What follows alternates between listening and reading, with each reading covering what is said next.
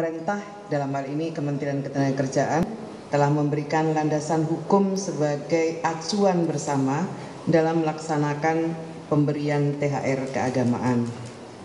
Pada hari ini, saya ingin menegaskan dan mengingatkan kembali hal-hal yang sudah diatur dalam regulasi yang sudah ada melalui penerbitan Surat Edaran Menteri Ketenagakerjaan tentang pelaksanaan pemberian tunjangan Hari Raya Keagamaan tahun 2024 bagi pekerja atau buruh di perusahaan.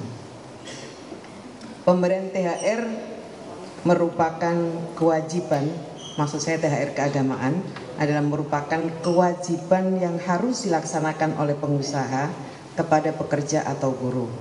Hal ini secara tegas telah diatur dalam Peraturan Pemerintah Nomor 36 Tahun 2021 tentang pengupahan, dan untuk tataran pelaksanaannya diatur dalam Peraturan Menteri Ketenagakerjaan Nomor 6 Tahun 2016 tentang tunjangan Hari Raya Keagamaan bagi pekerja atau buruh di perusahaan.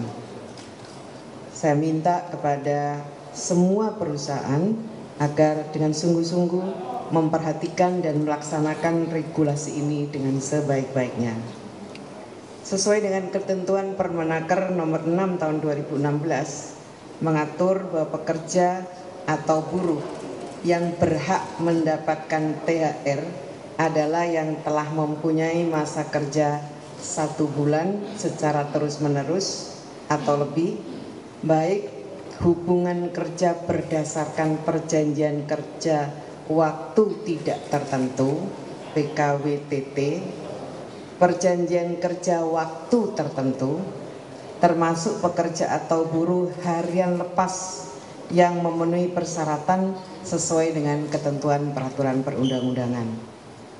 Bagi pekerja atau buruh yang telah mempunyai masa kerja 12 bulan secara terus-menerus atau lebih, diberikan THR 1 bulan upah.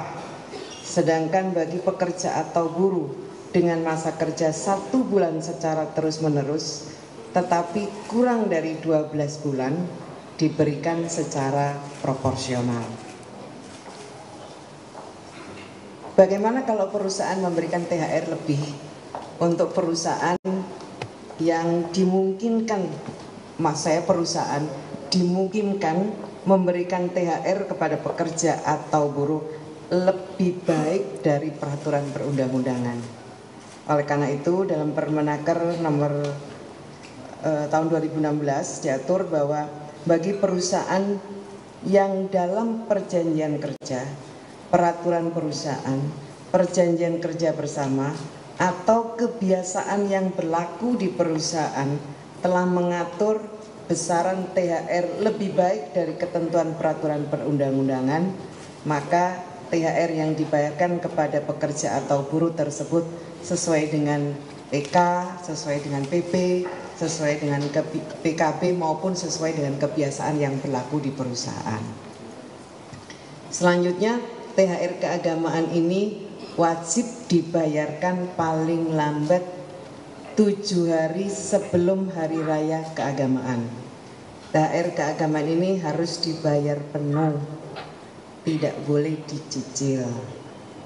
Sekali lagi saya pertegas kembali bahwa THR harus dibayar penuh dan tidak boleh dicicil. Saya minta perusahaan agar memberikan, sekali lagi ini saya minta kepada perusahaan untuk memberikan perhatian, dan saya berharap perusahaan taat kepada ketentuan ini. Saudara sekalian, tadi saya mengatakan bahwa dalam perhitungan besaran THR, upah yang digunakan adalah upah 1 bulan. Namun demikian, terdapat pengaturan upah 1 bulan bagi pekerja dengan perjanjian kerja harian lepas. Bila pekerja mempunyai masa kerja 12 bulan atau lebih, maka upah 1 bulan dihitung berdasarkan rata-rata upah yang diterima dalam 12 bulan terakhir sebelum Hari Raya Keagamaan. Sedangkan bagi pekerja harian lepas yang masa kerjanya kurang dari 12 bulan, maka upah 1 bulan dihitung berdasarkan rata-rata upah yang diterima tiap bulan selama masa kerja tersebut. Sedangkan untuk pekerja atau buruh yang menerima upah dengan sistem satuan hasil, maka perhitungan upah 1 bulan didasarkan pada upah rata-rata 12 bulan terakhir sebelum Hari Raya Keagamaan. Saudara sekalian yang saya hormati, surat edaran ini ditujukan kepada para gubernur di seluruh Indonesia dan juga agar disampaikan kepada bupati wali kota di wilayah atau di provinsinya masing-masing. Oleh karena substansi yang dimuat dalam surat edaran ini terkait bidang ketenagakerjaan, maka tentu saja surat edaran ini juga menjadi acuan bagi para kepala dinas di bidang ketenagakerjaan dalam melaksanakan tugas dan fungsinya. Melalui SE ini saya sampaikan kepada Bapak Ibu Gubernur beserta seluruh jajarannya di daerah agar melakukan beberapa hal. Yang pertama, mengupayakan agar perusahaan di wilayah provinsi dan kabupaten kota membayar THR keagamaan sesuai dengan ketentuan peraturan perundang-undangan. Yang kedua, ini sifatnya himbauan. Sekali lagi saya menghimbau kepada perusahaan agar membayar THR lebih awal sebelum jatuh tempo kewajiban pembayaran THR keagamaan.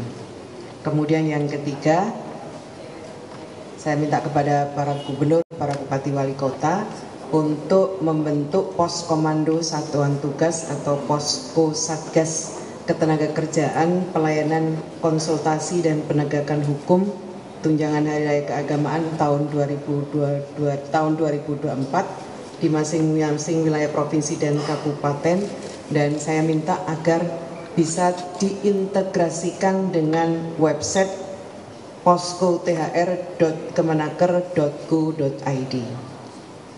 Kemudian saya juga minta kepada para gubernur, bupati, wali kota untuk mengawasi pelaksanaan pemberian THR keagamaan di wilayah masing-masing.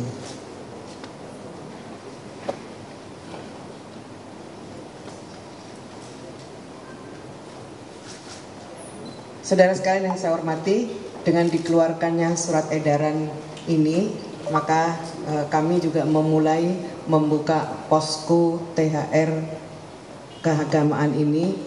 Poskonya ada di gedung sebelah, nanti teman-teman bisa melihat secara langsung. Dan ini berarti saya umumkan bahwa dengan dikeluarkannya SE ini, maka posko THR Kementerian Ketenagakerjaan telah dibuka kembali. Teman-teman bisa kunjungi poskothr.kemenaker.go.id. Saya kira itu yang dapat saya sampaikan. Terima kasih kehadirannya teman-teman media. Terima kasih. Wassalamualaikum warahmatullahi wabarakatuh. Demikian rekan-rekan media.